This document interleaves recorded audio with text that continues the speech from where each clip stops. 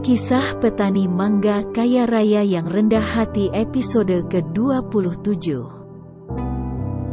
Saat sang menteri akan menjawab pertanyaan dari para awak media, dirinya meminta rektor, dekan dan Suji untuk mendampinginya. Begini rekan-rekan media, saya datang ke kampus ini tujuannya tak lain adalah untuk menyelesaikan persoalan maskapai yang kita banggakan itu. Kebetulan ada seseorang di kampus ini yang memiliki solusi yang sangat bagus. Jadi saya tadi berkomunikasi dengan yang bersangkutan, ucap sang menteri. Siapakah orang itu, Pak Menteri? Tanya salah satu awak media. Seseorang itu adalah mahasiswa yang tepat berdiri di samping saya ini. Namanya Nak Suji, ucap Pak Menteri sambil memperkenalkan Suji ke puluhan awak media yang ada di depannya. Nak Suji yang kebetulan masih kuliah di kampus ini ternyata memiliki ide yang sangat bagus. Dirinya juga bersedia untuk mengambil alih 49% saham maskapai jika diperlukan. Tentunya kita masih menunggu perintah dari Bapak Presiden. Kebetulan besok pagi saya diminta menghadap Bapak Presiden, guna melaporkan beberapa alternatif solusi untuk menyelamatkan nasib maskapai itu. Terima kasih rekan-rekan media ya. Saya izin pamit dulu untuk melanjutkan pekerjaan di kantor, ucap sang menteri sambil melambaikan tangannya ke arah puluhan kamera yang sedari tadi merekamnya. Sang menteri kemudian kembali menyalami rektor, dekan, dan Suji, sebelum akhirnya masuk ke dalam mobil mewahnya. Sementara itu usai kepergian sang menteri, para awak media yang merasa penasaran dengan salah seorang mahasiswa yang bernama Suji, langsung mengejarnya untuk diwawancarai. Dalam komentarnya, Suji hanya berkata, "Maaf rekan-rekan ya, sesuai dengan apa yang Pak Menteri tadi katakan, saya hanya mencoba membantu mencarikan solusi. Selebihnya kita menunggu keputusan yang akan diambil Bapak Presiden. Terima kasih ya, Assalamualaikum." Sapa Suji dengan sopan ke arah puluhan jurnalis yang mewawancarainya. Saat Suji akan pergi bersama Tiara menuju tempat parkir mobil, tiba-tiba Pak Rektor langsung mengajaknya untuk kembali ke ruang dekan. Sang rektor yang bergelar profesor tersebut, sepertinya merasa penasaran dengan sosok Suji. Apa yang sebenarnya pemuda itu lakukan selama ini, sehingga mempunyai uang yang sangat banyak. Bukan hanya itu, orang selevel menteri pun sampai repot-repot datang ke kampus ini untuk menemuinya. Padahal selama ini jika ada menteri yang datang ke kampus, pasti karena diundang untuk meresmikan sesuatu, ataupun melihat langsung hasil sebuah penelitian yang bagus. Suji dan Tiara pun akhirnya mengikuti sang rektor untuk kembali masuk ke ruangan dekan. Begitu sudah sampai di dalam ruangan, Pak Rektor pun langsung bertanya ke Suji. "Apakah Nak Suji kenal dengan Pak Menteri sudah lama?" tanya sang rektor dengan nada yang sangat penasaran. "Belum Pak, bahkan saya baru bertemu langsung Pak Menteri hari ini. Beliau kemarin sempat menelpon saya, janjian untuk menemui Pak Menteri di kantornya hari Jumat nanti." Pak Rektor dan dekan menyimak dengan serius jawaban dari Suji. Informasi yang didapatkan keduanya kini semakin jelas, usai Suji menceritakan kronologi awal komunikasinya dengan Pak Menteri BUMN. Saat Pak Rektor dan dekan sedang serius mendengar penjelasan dari Suji, tiba-tiba salah seorang staf Pak Dekan membisikkan sesuatu kepadanya.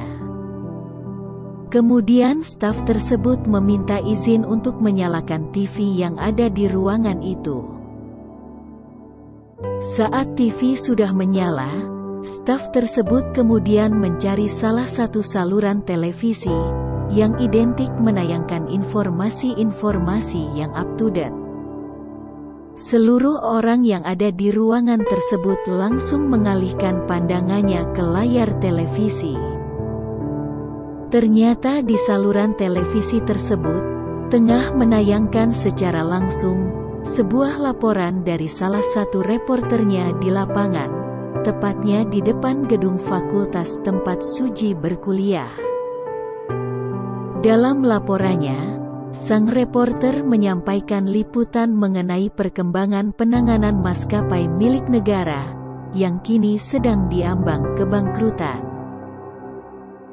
Termasuk berbagai upaya yang dilakukan pemerintah untuk menyelamatkannya, salah satunya langkah yang dilakukan Menteri BUMN dengan kunjungan secara mendadak ke kampus ini. Semua orang yang ada di dalam ruangan tersebut cukup kaget dengan cepatnya proses pembuatan berita soal kunjungan Menteri BUMN di kampus mereka. Masih dalam laporan yang sama, televisi tersebut menayangkan cuplikan wawancara Menteri BUMN terkait alasan kedatangannya yang secara mendadak ke kampus ini. Yang tak lain adalah untuk menemui salah satu mahasiswa yang ternyata sangat peduli dengan nasib yang kini dialami maskapai kebanggaan bangsa ini. Dalam tayangan di layar televisi itu, sang presenter terlihat penasaran dan langsung menanyakan kepada reporter yang melaporkan informasi itu terkait sosok mahasiswa yang ditemui Pak Menteri tersebut. Jadi siapa sebenarnya mahasiswa yang ditemui Pak Menteri BUMN di kampus itu? Tanya sang presenter ke reporter. Seperti yang disampaikan Menteri saat wawancara tadi, mahasiswa itu bernama Suji. Selain memberikan pendapat kepada Pak Menteri, informasinya dia bersedia untuk membeli 49% saham maskapai itu, yang jumlahnya mencapai lebih dari 50 triliun rupiah. Dan jika itu ditambah dengan modal yang akan disertakan selanjutnya, dapat mencapai lebih dari 70 triliun. Kami tadi berhasil mewawancarai mahasiswa tersebut. Berikut kami tayangkan wawancaranya, ucap si reporter. Tak selang berapa lama, gambar yang ada di layar televisi pun menampilkan Suji yang sedang menjawab pertanyaan dari para awak media mengenai hasil pertemuan tadi dengan sang menteri. Di layar televisi itu, Suji terlihat tenang saat menjawab pertanyaan dari para jurnalis. Tampil dengan bahasa yang sopan namun penuh dengan wibawa. Komentarnya singkat namun sangat padat. Di layar televisi juga terlihat sang rektor dan Pak Dekan berdiri mendampingi Suji. Ekspresi keduanya terlihat bangga saat Suji menjawab semua pertanyaan dengan sangat tenang. Sementara itu, Tiara yang ikut menyaksikan tayangan wawancara Suji di televisi tersebut, secara refleks tangannya langsung menggenggam lengan Suji. Sebuah genggaman yang penuh dengan rasa sayang dan bangga. Dari genggaman itu juga, Tiara menyalurkan perasaan bahagianya ke Suji. Jauh di lubuk hatinya, saat ini Tiara sangat ingin memeluk Suji dan mencium pipinya. Namun apalah daya, keinginan itu harus disimpannya karena situasi yang tak mengizinkannya. Tanpa disadari banyak orang, sang presiden juga ternyata melihat tayangan berita itu di istana, melalui layar besar TV yang ada di ruangan kerjanya. Presiden ternyata selama ini terus menyaksikan perkembangan maskapai tersebut dari pemberitaan di media. Hal ini dilakukan untuk melihat sejauh mana respon dari masyarakat soal maskapai itu.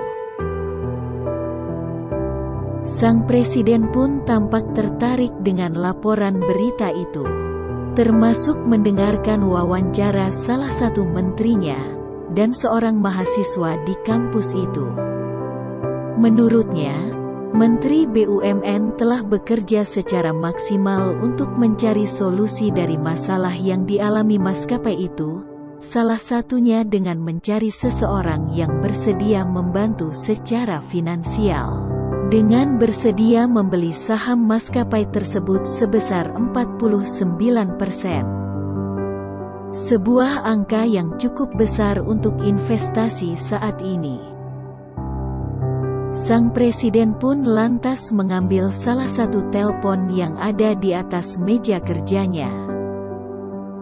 Sebuah telepon khusus yang telah dilengkapi seperangkat sistem alat canggih, agar tidak disadap oleh pihak-pihak yang bertanggung jawab, termasuk oleh badan intelijen dari negara lain.